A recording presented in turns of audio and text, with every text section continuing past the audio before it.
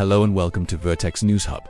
Tonight we bring you a comprehensive update on major political developments shaping the United States and its global posture, from early signals about the 2028 presidential race to escalating tensions between Washington and Caracas over Venezuela's vast oil reserves.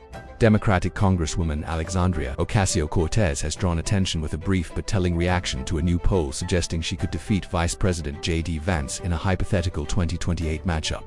At the same time, President Donald Trump is preparing to lean heavily on his immigration record as economic concerns continue to weigh on Americans. Meanwhile, tensions with Venezuela have intensified dramatically. Senior Trump administration officials have openly claimed that Venezuelan oil belongs to the United States, while Washington has moved forward with an oil blockade, military actions at sea, and rhetoric that Caracas has denounced as colonial and illegal under international law. We begin tonight with the political signals emerging from Washington. A short word, bloop, has added fuel to growing speculation around the future of U.S. politics. Democratic Congresswoman Alexandria Ocasio-Cortez used the phrase in response to a social media post highlighting a new poll that suggests she would narrowly defeat Vice President JD Vance in a potential 2028 presidential contest.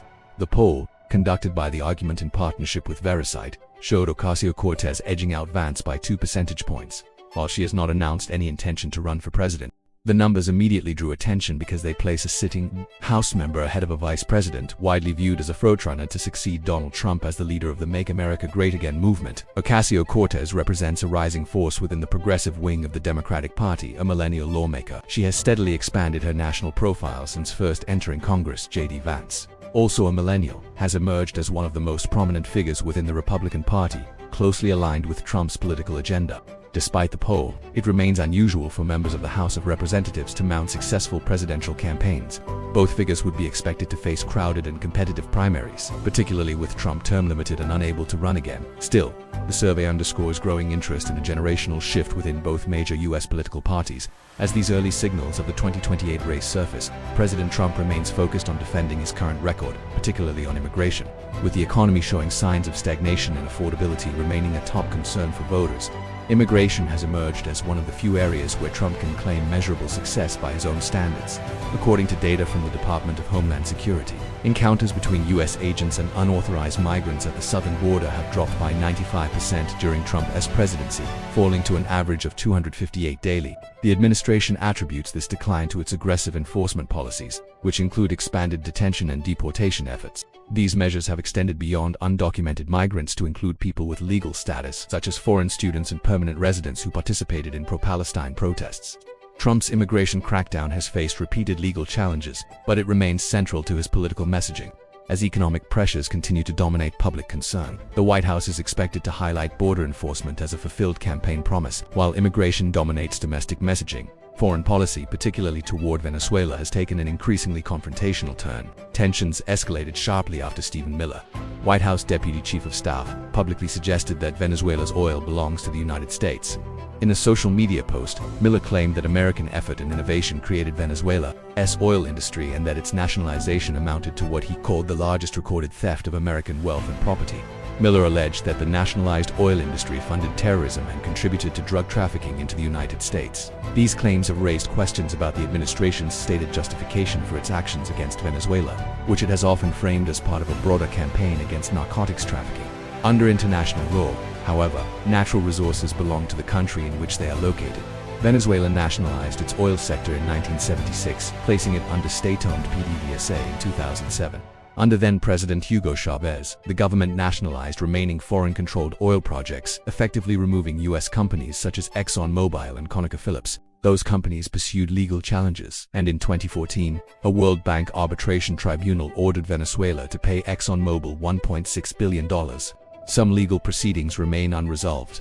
The United States later imposed sanctions on PDVSA in 2019 during Trump's first term. Late Tuesday, President Trump announced a blockade on Venezuelan oil tankers, declaring them sanctioned. In a post on Truth Social, Trump echoed Miller's language, asserting that Venezuela had stolen oil, land, and assets from the United States. Trump wrote that Venezuela was completely surrounded by the largest armada ever assembled in the history of South America, and warned that pressure would intensify until assets were returned. The statement marked one of the strongest rhetorical escalations against Caracas in recent years. The blockade is part of a broader strategy aimed at Venezuelan President Nicolás Maduro, who previously served as vice president under Hugo Chavez. The U.S. military has been amassing assets near Venezuela, and last week seized an oil tanker off the Venezuelan coast, a move Caracas denounced as international piracy. Since September, the United States has also carried out strikes on vessels near Venezuela in the Caribbean Sea that it claims were involved in drug trafficking. Legal experts have criticized these actions as violations of both domestic and international law.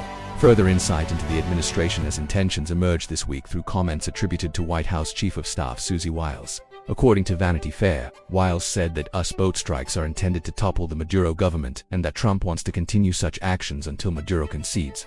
The Trump administration has also escalated its legal and political campaign against the Venezuelan government. In November, it designated the so-called Cartel de los Soles as a foreign terrorist organization. The term refers broadly to allegations of corruption within the Venezuelan military and government, rather than an identifiable organization. There is no evidence establishing that Maduro leads a drug cartel or that Venezuela is a major source of narcotics entering the United States. Nevertheless, Trump has stated that he intends to designate the Venezuelan government itself as a foreign terrorist organization, citing the alleged theft of U.S. assets. Another claim frequently repeated by Trump and his aides is that Venezuela intentionally sent criminals and gang members into the United States. This assertion has not been supported by evidence. At the heart of the dispute remains Venezuela's oil. The country is believed to possess the largest proven oil reserves in the world, making control and access to those resources a long-standing point of contention. According to a report by Politico citing anonymous sources, the Trump administration has approached private oil companies to gauge interest in returning to Venezuela if Maduro were removed from power. However, the response has reportedly been lukewarm, with companies citing lower global oil prices and more attractive opportunities elsewhere.